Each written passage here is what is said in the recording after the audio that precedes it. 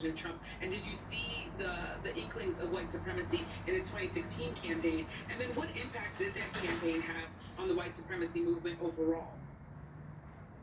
So, starting with your first question, this is an area where I will acknowledge that I was blinded.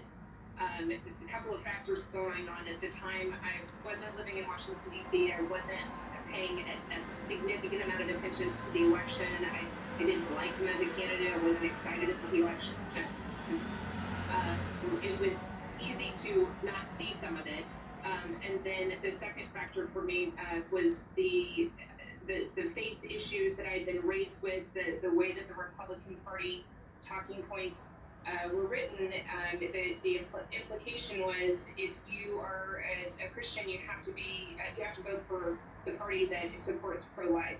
And so it was a lesser of two evil arguments, and I've said this publicly before. It was one of those things that I changed my mind on daily. My husband decided not to vote for him and wrote in people in 2016. So it was a reluctant decision, but it was one that was definitely based in arguments that the Christian community had kind of conveyed to me, which is part of the reason I feel so passionate about speaking out, because I really had to wrestle with that issue to get to the place where I can not only say I'm not voting for Trump, but I'm voting for Joe Biden. I think the argument that has been given to many in the Christian community is a false one. That doesn't mean that I don't respect that other people may wrestle with this and come to the conclusion that they can't vote for Joe Biden. I understand that.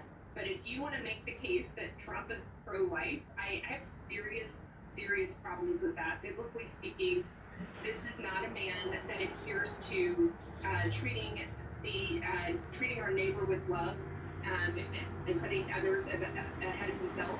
He does not care for the refugee, the widow, or the orphan, which is admonished so many scriptures throughout the Old and the New Testament.